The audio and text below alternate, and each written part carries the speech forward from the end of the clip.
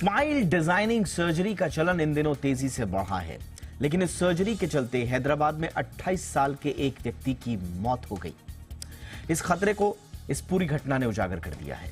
वैसे तो यह सर्जरी बहुत जटिल नहीं मानी जाती, अक्सर लोग इसे कराते हैं, आमतौर पर इसे सेफ भी कहा जाता है, लेकिन इस मामले में एनेस्थीसिया के ओवरडोज को मौत की वजह बताया जा रहा है। अब आज दो सवाल हम पूछेंगे। पहला, क्या वाकई में इस तरह से सर्जिकल इंटरवेंशन से आप अपनी स्माइल को, ये जो एक तरह से आजकल सारी चीजों में कॉस्मेटिक्स का इस्तेमाल, इंटरवेंशन का जो इस्तेमाल, सर्जिकल इंटरवेंशन का इस्तेमाल करने की चलन बढ़ चुकी, क्या इसकी वाकई में किसी को जरूरत है? ये एक दूसरा पहलू हो गया।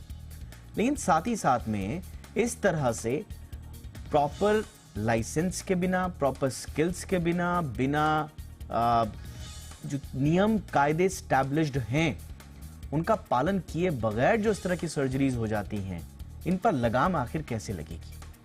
आज हम इस पर बहुत खास चर्चा करेंगे, क्योंकि भारत एक तरह से अभी कुछ दिनों पहले एक बहुत ही शानदार रिपोर्ट आई थी कि किस तरह से चीप डेंटल हॉलीडेज के रूप में भारत का इस्तेमाल हो रहा है। यहां पर अफोर्डेबल डेंटल सर्जरीज और डेंटल के दूसरे इलाज होते हैं। ऐसे में भारत एक तरफ जहां पर इस पर्टिकुलर सेक्टर में आगे बढ़ सकता है, उसी तरह से इस तरह की लापरवाहियां भारत में इस बढ़ते हुए सेक्टर के भविष्य पर एक प्रश्न चिन्ह भी लगाती हैं।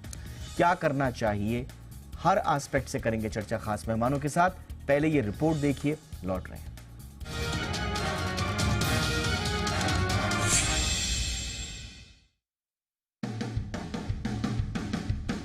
अच्छी मुस्कान भला कौन नहीं चाहता। आकर्षक मुस्कान के लिए खासकर यूथ स्माइल डिजाइनिंग सर्जरी का खूब सहारा ले रहे हैं। ये सर्जरी महज चेहरे की खूबसूरती बढ़ाने के लिए होती है। इसे नहीं कराए तो भी सेहत पर इसका कोई बुरा असर नहीं पड़ता। लेकिन क्या ये सर्जरी मौत की वजह भी बन सकती है?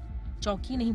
दरअसल हैदराबाद में 28 साल के युवक लक्ष्मी नारायण ने अपनी मुस्कान में पैनापन लाने के लिए स्माइल डिजाइनिंग सर्जरी का सहारा लिया, लेकिन उसके चेहरे पर मुस्कान बिखरने से पहले ही उसके घर वालों के चेहरे पर मातम छा गया।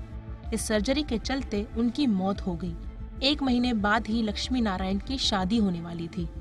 सवाल उठता है कि क्या स्माइल डिजाइनिंग सर्जरी इतनी जटिल और जोखिम होती है जो लक्ष्मी नारायण की मौत की वजह बन गई? एक्सपर्ट कहते हैं कि सर्जरी जटिल नहीं होती, लेकिन इसके प्रोसेस में खासकर एनेस्थीसिया के डोज को लेकर सचेत रहने की जरूरत होती है। लक्ष्मी नारायण के घर वालों का आरोप है कि FMS इंटरनेशनल डेंटल क्लिनिक की ओर से एनेस्थीसिया की डोज को लेकर बड़ी लापरवाही हुई और एनेस्थीसिया के कथित ओवरडोज के चलते लक्ष्मी नारायण की मौत हुई। दरअसल स्माइल डिजाइनिंग सर्जरी के प्रोसीजर में लोकल और जनरल एनेस्थीसिया का इस्तेमाल किया जाता है।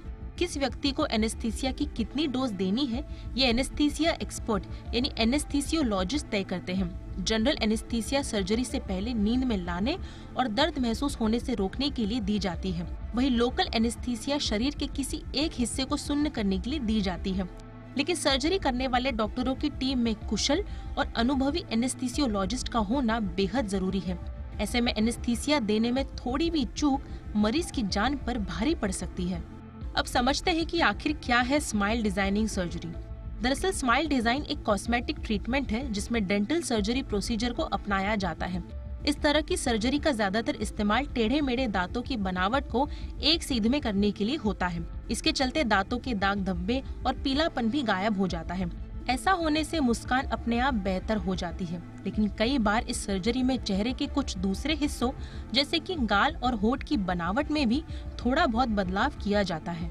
फिलहाल तो हैदराबाद में हुई मौत के मामले में भी अगर एनेस्थीसिया संबंधी लापरवाही नहीं बरती जाती और उन्हें एनेस्थीसिया का सही डोज लगता तो शायद लक्ष्मी नारायण एक खूबसूरत मुस्कान के साथ हमारे बीच होते।